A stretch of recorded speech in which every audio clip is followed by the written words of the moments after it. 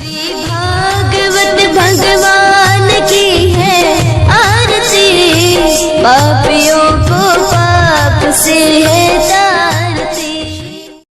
हरे कृष्णा।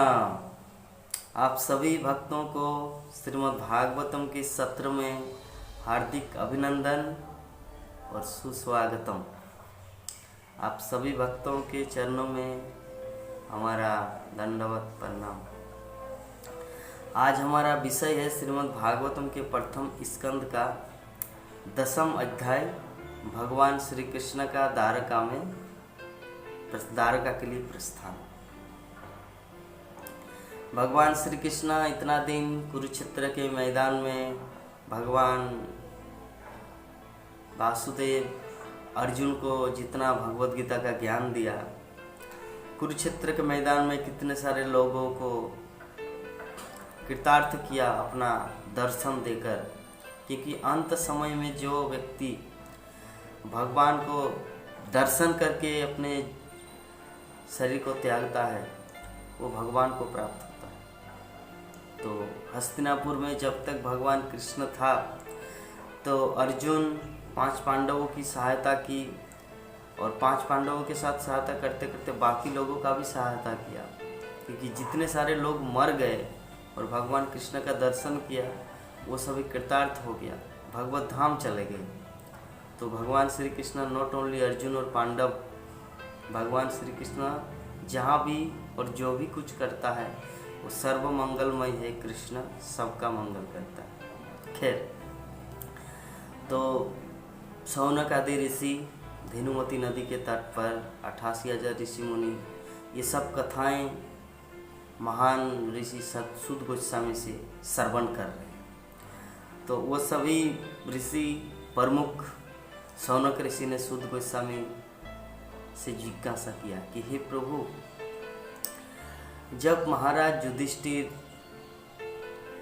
और जब भीष्मदेव जब अपना प्रयाण किया, अपने धाम में चले गए, अपने शरीर को त्याग दिया, उसके बाद महाराज युधिष्ठिर ने किस तरह शासन किया अपने भाइयों को साथ मिलाकर, आप हमें विस्तार पूर्वक बताएं।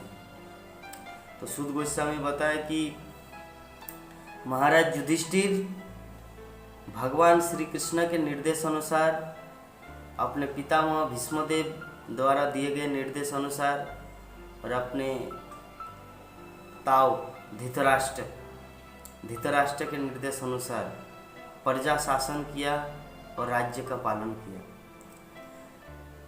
प्रजा को इस तरह पालन किए, इस तरह उन लोगों को आनंद दिया कि कहते हैं कि युधिष्ठिर के काल में कि वर्षा उतना ही होता था जितना कि किसानों का जरूरत होते। बादल उस जगह में उतना ही वर्षा करेंगे जितना की जरूरत है। वर्तमान में क्या होता है, जब कोई व्यक्ति खेत में धान का रोपण करता है तो उसके बाद अगर ज़्यादा पानी हो जाता है तो जो रोपण सब बह जाते हैं, बेकार चला जाता है। अगर कम पानी होते हैं तो सूख जाता है। तो एप्रोप्राइट उपयुक्त जितना ज़रूरत है उस तरह का पानी युधिष्ठिर महाराज के काल में मनुष्य को प्राप्त होता था। और पृथ्वी माता उतना ही देते थे जितना कि उनको जरूरत हो। कहने का अर्थ, जितना कुछ चाहिए पृथ्वी माता सब कुछ प्रदान करते थे।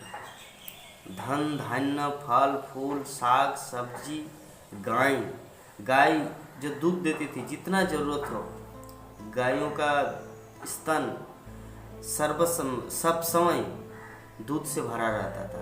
यह महाराज युधिष्ठिर के काल का समय।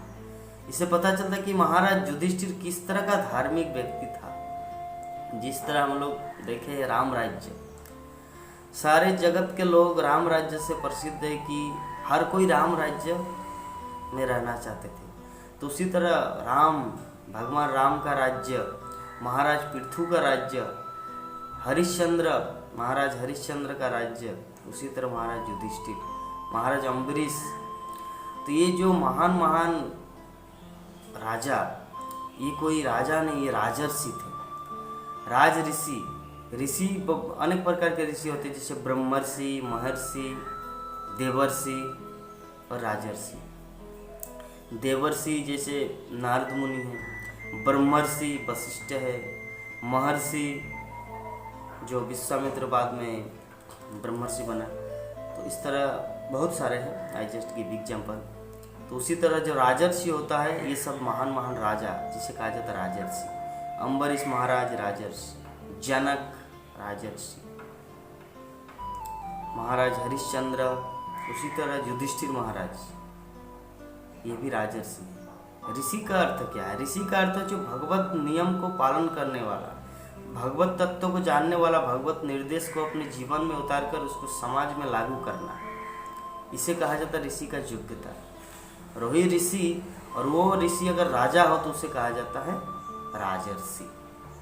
तो महाराज युधिष्ठिर इस तरह का राजर्षि थे। वो किस समय किसको क्या करना चाहिए वो सब उनको पता था, और बेहतर यही कि उन्होंने अपने जीवन में जो अनुभव अपने चाचा से, विदुर, और अपने ताऊ धृतराष्ट्र का अनुभव, भगवान कृष्ण का अनुभव, भीष्मदेव का अनुभव, जो सबका अनुभव अपने जीवन में लिया, और जो राज्य शासन कर रहे, ये सच में एक अद्वितीय राज्य शासन होगा, यूनिक। तो यही होता है एक आदर्श राजा की जीवन। हम लोग वर्तमान मध्यकालीन युग में भी देखे थे राजा चंद्रगुप्त। महाराज चंद्रगुप्त शासन किए थे, वो शासन किया था चाणक्य पंडित के निर्देश अनुसार। चाणक्य पंडित उसको गाइड करते थे किस समय क्या करना है और किस परिस्थिति में कैसे अपने आप को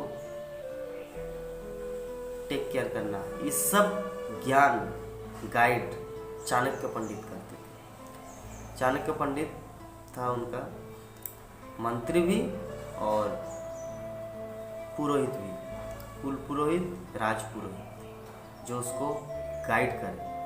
और श्रील प्रभुपाद भी यही चाहा कि वर्तमान में सब कुछ है लेकिन ब्राह्मण नहीं है।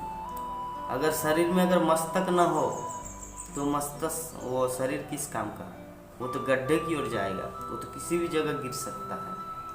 तो इसीलिए वर्तमान समाज में ब्राह्मणों की कमी है। वर्तमान देश का सरकार जो सब कुछ पृथ्वी माता दे रहे, धन धान्य रत्न मानी मानिक, लेकिन सच्चाई ये है कि इसको टेक केयर करने वाला कोई गाइडेंस नहीं है।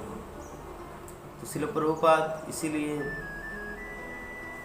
ये किया कि एक दिन एक ऐसा दिन आएगा, भक्ति विनोद ठाकुर बोल रहे हैं कि तिलक करके कोर्ट का जज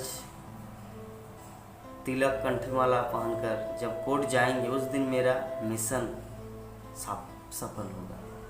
मेरा जो उद्देश्य है इस जगत में कृष्ण भक्ति का प्रचार व प्रसार करना, वो तब सफल होगा जिस दिन कोर्ट का जज कंठी माला और तिलक पहनकर जाएंगे।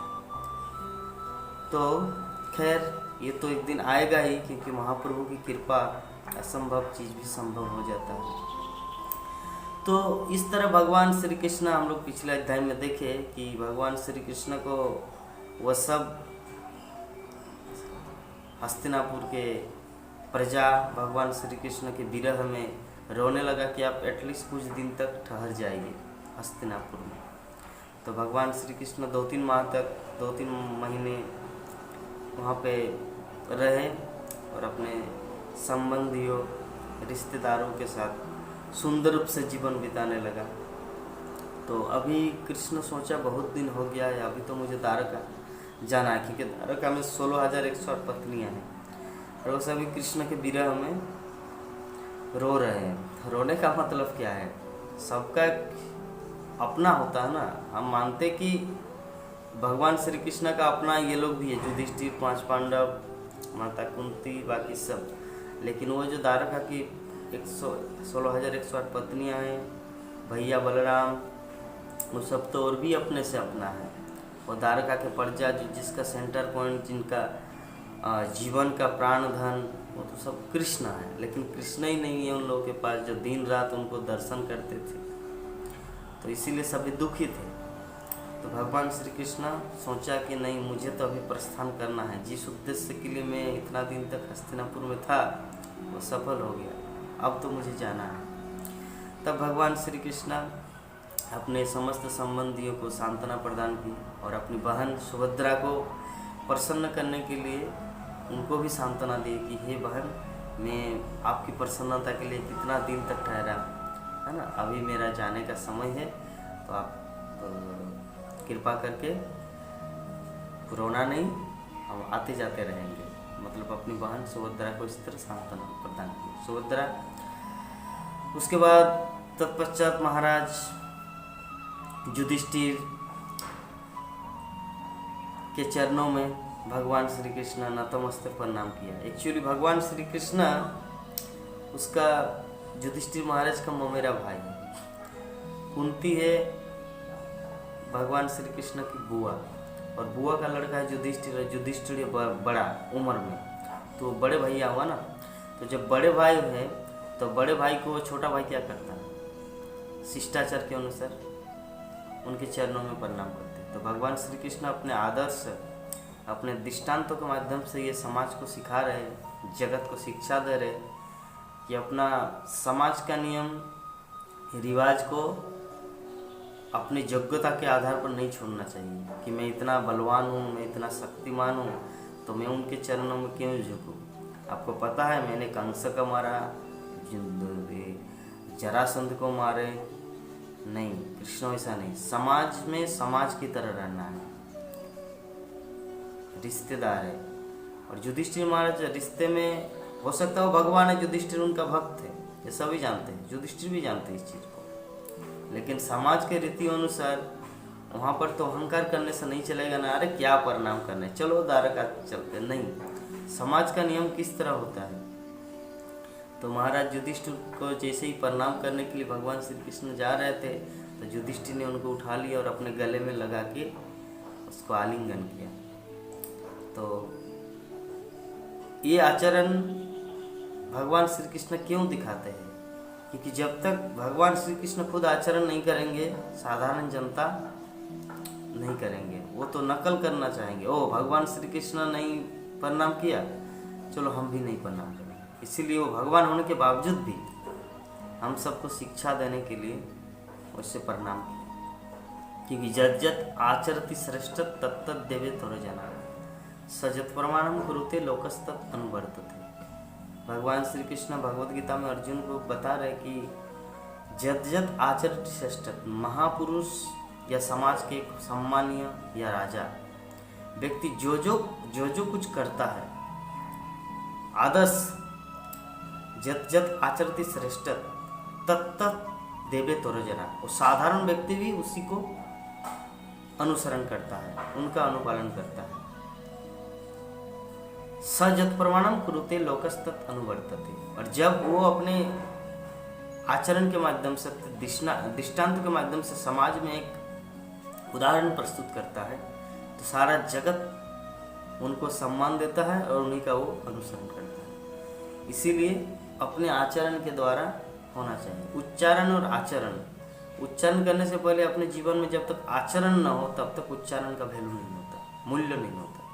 तो ये भगवान श्री कृष्ण ने अपने जीवन में उच्चारण बहुत किया, भगवद गीता में कितना कुछ बोले, अगर आचरण न करे तब तो वो व्यर्थ जाएगा। इसीलिए भगवान श्री कृष्ण जो उच्चारण किए थे भगवद गीता में, सब कुछ का ज्ञान अपने जीवन में आचरण करके दिखाए। हम छोटे हैं, हम उनका छोटा भाई, ममेरा भाई है, वसुदेव का पुत्र, बुआ की लड़का है युधिष्ठिर, बड़े भाई, तो उनको मेरा नतमस्तक करना धर्म है। तो ये है भगवान श्री कृष्ण का अलौकिक लीला। तो तत्पश्चात युधिष्ठिर ने गले मिलाने के बाद उसको रथ में आरूढ़ कराया। भगवान श्री कृष्ण रथ में बैठ गए द्वारका जाने के लिए, क्योंकि तब युधिष्ठिर महाराज क्या किया, कुछ सेना सामंत को, मतलब अजात शत्रु है युधिष्ठिर महाराज, अजात शत्रु है जिसका कोई शत्रु नहीं है, फिर भी उन्होंने कृष्ण की रक्षा के लिए रास्ते में कुछ किसी प्रकार का आपद विपद न हो, जिसको ध्यान में रखते हुए महाराज युधिष्ठिर और स्नेहवश अपना छोटा भाई समझकर या अपना स्नेह हृदय का एक हिस्सा मानकर उन्होंने ऐसा किया, ताकि रास्ते में किसी भी तरह का कुछ संकट न हो। इसलिए कुछ सेनाओं को साथ में रेडी किया, ताकि भगवान श्री कृष्ण जब रथ में द्वारका जाएंगे तो कुछ सेना का भी रथ जाएंगे साथ में। तो एट द सेम टाइम उसी समय सुभद्रा, द्रौपदी, कुंती, उत्तरा, गांधारी, धृतराष्ट्र, जुजुत्सु, कृपाचार्य, नकुल, सहदेव, भीमसेन, धम्म तथा सात्यकी सभी मूर्छित हो, क्योंकि भगवान कृष्ण का वियोग सहन कर पाना उन सब के लिए असंभव था। ये जितने सारे द्रौपदी, कुंती, सुभद्रा, धृतराष्ट्र, नकुल, सहदेव, उत्तरा, धम्म, सात्यकी, युद्धव, ये जितने सारे भक्त थे ये सभी मूर्छित हो गए, मतलब अचेतन हो गया कि कृष्ण सच में जा रहे हैं। वो सभी एकदम घायल हो गए, तो वो सभी मूर्छित हो गए। ये कभी कभी होता है, जैसे हमारे गुरु महाराज भक्ति चरण स्वामी गुरु महाराज जब मायापुर में आते थे कभी कभी और 3 दिन रहते थे, उसके बाद जब गुरु महाराज गाड़ी में बैठते थे तो कोई माता जी हमारी गुरु बहन रो देते थे, पूरा आंखों से आंसू पूरा टप टप टप टप आंसू गिर रहा था नीचे। ऐसा भी माता जी है, मतलब गुरु महाराज का वियोग सहन नहीं कर पाते। मतलब गुरु महाराज जैसे दूसरे जगह चले जाते हैं, जैसे अमेरिका, ऑस्ट्रेलिया, विभिन्न जगह। उज्जैन में अगर 3 दिन 4-5 दिन रहे, उसके बाद वहाँ से अगर चले जाते तो वहाँ के जो निवासी हैं, वहाँ के जो माता जी लोग पूरा रो देते थे, पूरा आंखों से आंसू। और कोई प्रभु जी लोग भी, जैसे कोई जब किसी लड़की का शादी होता है तो लड़की के शादी में जो पिताजी रोता है, जब लड़की को विदा करते थे, पुत्री को विदा करते हैं और उसके बाद पिता अपने इमोशन, अपनी दुख वेदना को सहन नहीं करने के बाद पूरा घुट कर रूम में आके रोते थे। उसी तरह कुछ प्रभु जी भी है जो गुरु महाराज के प्रति इतना प्रेम है, जब गुरु महाराज गाड़ी में बैठ जाते थे, गुरु महाराज को दूर से ही दंडवत करके अपने रूम में आके रोते थे। तो जब ये एक शुद्ध भक्त के जीवन में, भगवान श्री कृष्ण के शुद्ध भक्त के जीवन में इतना हो सकता है, तो साक्षात कृष्ण के साथ ऐसा क्यों नहीं हो सकता। तो यही जब भगवान श्री कृष्ण रथ में आरूढ़ हुए तो यहाँ पे उत्तरा, कुंती, गांधारी, धृतराष्ट्र, द्रौपदी, ये सब मूर्छित हो गए कि कृष्ण सच में जा रहे हैं। वो सभी पागल की तरह क्या करना क्या नहीं। तो भगवान श्री कृष्ण क्या किया, उन लोगों को सांत्वना देने के लिए कि रिश्ते नाते सभी आंसू, मतलब आंखों में आंसू, इतना रो रहे, अश्रुधारा बह रही उनके नयनों से कि कृष्ण जा रहे हैं। मतलब दुख का आंसू नहीं, प्रेम का आंसू कि कृष्ण जा रहे हम सबको छोड़कर। तो वो सब नारियां जितने सारे थे, उन लोगों को थोड़ा धार्मिक रीति रिवाज का ज्ञान था, तो वो सब ने सोचा कि रोते रोते किसी को विदा करना अपशकुन होता है। शकुन और अपशकुन, शकुन का अर्थ होता है ऑस्पिशियस, शुभ, और अपशकुन का अर्थ होता है इनस्पेसियस। अपशकुन अशुभ, अच्छा और बुरा। तो अपशकुन होता है, बुरा होता है अगर रोते रोते किसी को विदा किया जाए। तो समस्त नारियां अपने आप को कंट्रोल की और अपने आंसू को रोके। उसके बाद जब भगवान श्री कृष्ण वहाँ से प्रस्थान कर रहे थे, तो प्रस्थान के समय विभिन्न बाजा बजना, करताल, मृदंग, भेरी, ड्राम, विभिन्न तरह का जितना सारा यंत्र वाद्य होता है, संगीत, एक आनंद स्फूर्ति लाने के लिए, एक परिवेश तैयार करने के लिए जितना कुछ यंत्र होता है, ड्राम, हारमोनियम, मृदंग, करताल, सब एक साथ बज उठा। और उसी समय में कुछ नारियां जो साक्षात कृष्ण के पास मिलने नहीं आ रहे थे, लज्जा के कारण और ये राजघराने का सिस्टम भी था कि वो लोग घर से नहीं निकलते थे। मुगलों के काल में भी हम लोग देखते, श्रील प्रभुपाद उदाहरण देते हैं, तात्पर्य में लिखते हैं कि मुगलों के काल में भी कि नारियां बस घर में ही रहती थी, अंतर महल में, और बाहर जाने का कोई उन लोगों का चारा नहीं, जरूरत ही नहीं है, क्यों जाएंगे, पतिदेव बाहर से काम करके लाएंगे पैसा। उदाहरण, तो पत्नी को बाहर जाने की क्या जरूरत है। माता देवहूति कपिल के यहाँ भी जो महाराज मनु, शांभव मनु, जो उनकी पुत्री देवहूति आकुति प्रसूति, जो देवहूति गेंद खेल रहे थे, बॉल खेल रहे थे अपने छत में, वो भी बाहर नहीं जाते। तो ऐसे करके बहुत सारा उदाहरण है कि हम लोग वैदिक काल में देखते थे कि नारियां कितना सभ्य थे कि वो अपने गार्जियन के अनुसार ही चलते थे, अपनी मनमानी नहीं करते थे। तो जब भगवान श्री कृष्ण विदा हो रहे, हस्तिनापुर से जा रहे थे, तो बाकी जितने सारे इंटीमेट था अंतरंग, वो सब तो आकर कृष्ण से मिले जमीन पे, मतलब रोड में, मेन रोड में। लेकिन कुछ नारियां जो अंतर महल में थी, वो लोगों का परमिशन नहीं है। परमिशन क्या, वो लोग लज्जा बाहर ही नहीं निकलते, इस तरह का थे वो लोग। तो वो लोग क्या किया, छत के ऊपर चढ़ गए राजघराने की जितने सारे नारियां, और छत पे चढ़कर सभी भगवान कृष्ण की प्रशंसा और भगवान का गुणगान करने लगे। छत पर चढ़ पुष्पों की वर्षा करने लगे और भगवान श्री कृष्ण के मस्तक में वो छत के ऊपर से ही पुष्पों की वर्षा करने लगे। और वो सभी एक दूसरे के साथ जो बातचीत कर रहे थे, भगवान कृष्ण कितने अच्छे थे, अर्जुन को कितना सहायता करते, लाइक दैट, जो उनका लीलाओं का वर्णन कर रहे थे, वो द्वारका की हस्तिनापुर की नारियां छत के ऊपर। तो वो वैदिक स्तोत्र मंत्र यज्ञ में जो पाठ होता है, ओम हरि ओम तत्सत सहनाय, और जो वैदिक मंत्र पाठ होता है उससे कई ज़्यादा आकर्षक था। वो नारियां जो भगवान कृष्ण के बारे में जो एक दूसरे को गुणगान कर रहे थे कि सच में कृष्ण कितने अच्छे थे, पता नहीं क्यों चले जा रहे हम सब कुछ लोगों का। तो ये सब जो गुणगान कर रहे थे कि धन्य है द्वारका की प्रजा नागरिक, जहाँ पर भगवान श्री कृष्ण को दर्शन करते थे और दर्शन करते हैं, और धन्य है मथुरा भूमि जहाँ पर भगवान श्री कृष्ण का जन्म हुआ है। इस तरह जितनी सारी नारियां ऊपर में छत के ऊपर भगवान कृष्ण की वेदों द्वारा स्तुति, वैदिक श्लोक नहीं, वो अपने बारे में, अपने जितना जो अनुभव है कृष्ण के बारे में, वो लोग कृष्ण की महिमा गान कर रहे थे। वेदों की गोपनीय जो शाखा है कि कृष्ण कितना धर्मपरायण, कितना आचरण करने वाला, और जिनका आदर्श सारे जगत में ख्याति है, इस तरह विभिन्न तरह वर्णन कर रहे थे।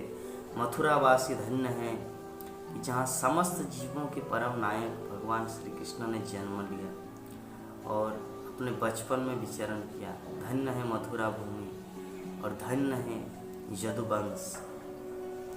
तो इस तरह करके समस्त नारियां छत के ऊपर भगवान कृष्ण का गुणगान कर रहे थे। और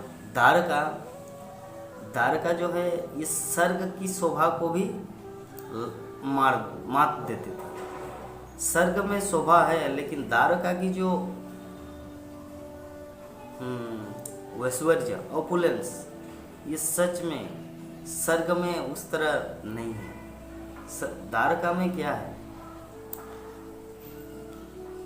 यहाँ पे नारियां वर्णन कर रहे, एक दूसरे के प्रति बातचीत कर रहे कि हे सखियों, धन्य है द्वारका की वो नारियां, धन्य है कृष्ण की वो पत्नियां जो कृष्ण का अधरामृत पान करते हैं। अधरामृत मीन्स चुंबन, भगवान कृष्ण का अधरामृत पान करते हैं। न जाने कौन से जन्म में क्या तपस्या, क्या जप, क्या यज्ञ और साधना किए, जिसके कारण इस जीवन में उनको कृष्ण प्राप्त हुआ।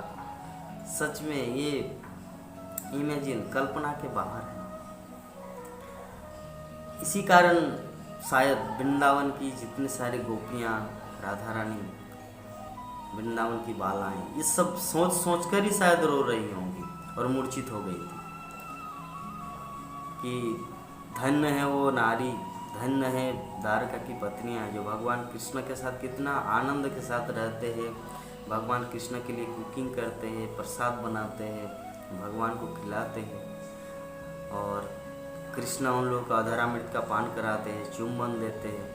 तो ये सब शायद वो नारियां बातचीत कर रही छत के ऊपर, शायद इसी थिंकिंग, यही चीज़ सोच सोच कर द्वारका की जितने सारे नारी हैं, वृंदावन की जितने सारी गोपियाँ, बालाएँ, ये सब सोच सोच के मूर्छित हो गई थी। मुझे यही डाउट लग रहा है।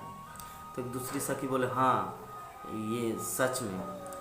तो ये जो बातचीत करने के दौरान अंतर्जामी परमात्मा भगवान श्री कृष्ण वो सबके हृदय, सबके अंतर को जानते हैं। तो कृष्ण नीचे है और वो तो कितना बड़ा बिल्डिंग, जो बिल्डिंग के छत से वो कृष्ण को फूल वर्षा करे, तो कृष्ण बहुत ही कृतज्ञ होता है, बहुत ही कृतज्ञ है, ग्रेटफुल सबके लिए। अगर थोड़ा सा भी उनके लिए कुछ करेंगे ना, कृष्ण उनका ऋण को चुका लेते हैं जनक प्रकार के। खैर फिर भी कृष्ण उनके सामने हार मान जाते, मैं आपको कितना भी दूँ लेकिन आप जो मेरे लिए किया, मेरा वो कर पाना असंभव। यही कृष्ण की है ग्रेटिट्यूड, ग्रेटफुलनेस, कृतज्ञता। तो ये जो नारियां छत के ऊपर से फूल वर्षा कर रही और भगवान के गुणगान कर रहे हैं, तो भगवान श्री कृष्ण उनकी ओर देखे, वो सड़क से ही, मेन रोड से ही उनकी ओर देखे और उन सबको अपनी मुस्कान भरी चेहरे से उनका चितवन को शांत किया। मतलब वो सभी जो लालायित थे, थोड़ा कृष्ण हम लोग को देखते, थोड़ा कृष्ण हम लोग के देखते कि हम लोग भी कृष्ण को देख रहे हैं। तो ये जो उनकी मन की जो भावना कृष्ण ने पूर्ण कर दिया। भगवान श्री कृष्ण उनकी ओर देखा, उन सबको ब्लेसिंग, वरदान दे दिया, डोंट वरी। तो कृतार्थ किया अपनी दृष्टि से, दृष्टि दी और उन सबको कृतार्थ किया। तो इस तरह भगवान श्री कृष्ण रथ में आरूढ़ हुआ। युधिष्ठिर महाराज अजात शत्रु होने के बावजूद भी उन्होंने कुछ सेनाओं को ठीक किया भगवान श्री कृष्ण के साथ प्रस्थान करने के लिए, ताकि रास्ते में कुछ हिफाजत न हो, कुछ प्रॉब्लम ना हो। हिफाजत के लिए सैन्यों को भेज दिया साथ में। तो भगवान श्री कृष्ण का रथ इस तरह चलने लगा और चलते चलते अभी सुद गोस्वामी शौनक ऋषि को बता रहे कि हे शौनक, इस प्रकार भगवान श्री कृष्ण विदा लिया हस्तिनापुर से द्वारका में प्रस्थान करने के लिए। फिर भगवान श्री कृष्ण का रथ विभिन्न जंगलों, विभिन्न पर्वतों, विभिन्न नदी श्रृंखलाओं से गुजरा। उसमें कुरुजांगल, पांचाल, सुरसेन, जमुना के तटवर्ती क्षेत्र जैसे ब्रह्मवर्त, कुरुक्षेत्र, मत्सा, सारस्वता, मरुप्रांत तथा अभाव वाले भाग से होते हुए आगे बढ़े। श्रील प्रभुपाद तात्पर्य में, इस श्लोक का तात्पर्य में पॉइंट आउट किया है, क्योंकि संस्कृत नाम ये जो है पांचाल, कुरुजांगल, कुरुक्षेत्र, मत्सा, ब्रह्मवर्त, सारस्वता, मरुप्रांत, ये सब पहले नाम थे। अभी वर्तमान में कौन किस किस जगह से भगवान श्री कृष्ण गुजरे, श्रील प्रभुपाद यहाँ पे पॉइंट आउट कर रहे कि जैसे आगे बढ़ते हुए सोबिर तथा आभिर, मतलब दिल्ली, पंजाब, राजस्थान, मध्य प्रदेश, सौराष्ट्र, गुजरात से होकर भगवान श्री कृष्ण द्वारका पहुँचे। क्योंकि श्रील प्रभुपाद इस तात्पर्य में पॉइंट आउट इसलिए किया कि पंजाब, दिल्ली, मध्य प्रदेश, क्योंकि ये 5000 वर्ष पूर्व की बात है और 5000 वर्ष पूर्व वो नाम अलग था और अभी जो है वो नाम अलग हो गया। ये हमारा भारतवर्ष क्या है, भारतवर्ष, इलावृत वर्ष, आजनाब वर्ष कहलाते थे। लेकिन अगर किसी बच्चे को अभी पूछेंगे हमारे देश का क्या नाम है, बोलेंगे इंडिया। और अगर थोड़ा एक वयस्क व्यक्ति को, या उतना वयस्क नहीं, जो वर्तमान फील्ड से गुजरे हैं, हो सकता है 20-30 साल का उम्र हो, उनका अगर पूछेंगे हमारे देश का क्या नाम है, वो बोलेंगे हिंदुस्तान। और अगर वयस्क मतलब हिंदुस्तान और इंडिया, भारतवर्ष का अर्थ क्या है ये सबको पता नहीं है। कि भारत का अर्थ होता है, भा का अर्थ होता है ज्ञान, और रत का अर्थ होता है इंगेज। जो ज्ञान में इंगेज है, ज्ञान में लगे हुए हैं, उस क्षेत्र को कहा जाता है भारत और भारतवर्ष। तो ये भारतवर्ष अभी इंडिया बन गया, हिंदुस्तान बन गया। तो उसी तरह से प्रभुपाद ने सोचा है कि यहाँ पे तो बुक में पॉइंट आउट ब्रह्मावर्त, पांचाल, कुरुजांगल, तो इसको सरल भाषा में श्रील प्रभुपाद ने बता दिया कि कौन कौन से जगह से भगवान श्री कृष्ण गुजरे, कौन सा स्टेट पार किया। दिल्ली, पंजाब, राजस्थान, मध्य प्रदेश, सौराष्ट्र, गुजरात से होकर वो द्वारका पहुंचे। तो इस तरह भगवान श्री कृष्ण द्वारका में पदार्पण किया, और द्वारकावासी सभी भगवान कृष्ण को फूलों की सेज से, मतलब पूरा रास्ता फूलों से भरा हुआ है, और उस रास्ते में भगवान श्री कृष्ण चल रहे हैं, और उनके उद्धव छाता लेके खड़े हैं, और भगवान श्री कृष्ण इस तरह चलते चलते राजमहल की ओर आए। तो आज का हमारा अध्याय था भगवान श्री कृष्ण का द्वारका में प्रस्थान, द्वारका के लिए प्रस्थान, फ्रॉम हस्तिनापुर टू द्वारका।